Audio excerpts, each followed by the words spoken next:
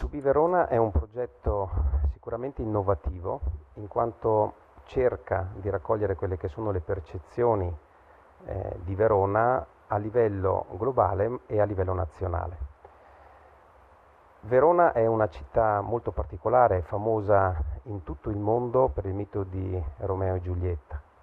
È la quarta città turistica e come città d'arte a livello nazionale, quindi è posizionata sicuramente nelle top 10 delle città e ha la necessità ovviamente di mantenere e migliorare queste sue caratteristiche.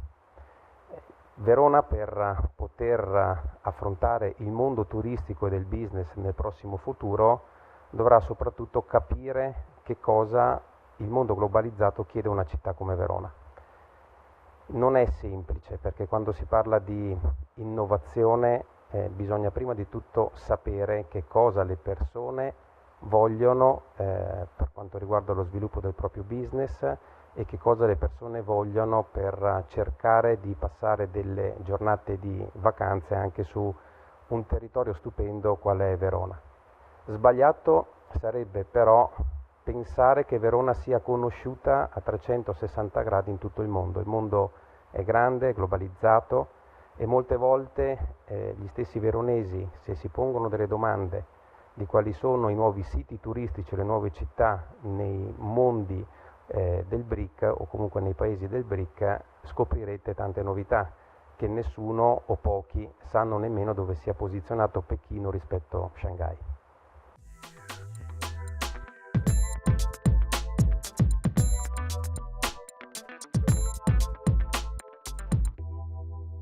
Innovazione ha, secondo il mio punto di vista, vari significati. Innovazione significa utilizzare prima di tutto dei nuovi sistemi per rendere una città una smart city e per fare ciò bisogna lavorare molto su quello che è l'informatica, sul fatto di avere un wifi libero per le nuove generazioni che ormai utilizzano il sistema internet come un normale elettrodomestico di qualche anno fa per i nostri genitori. Significa soprattutto però mettere in condizioni le persone di poter viaggiare liberamente.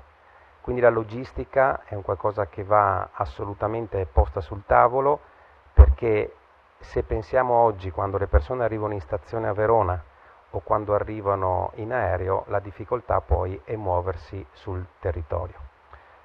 Significa avere e mettere a disposizione grandissimi investimenti, perché fare logistica significano tantissimi investimenti e significa anche dare un connotato a questa città.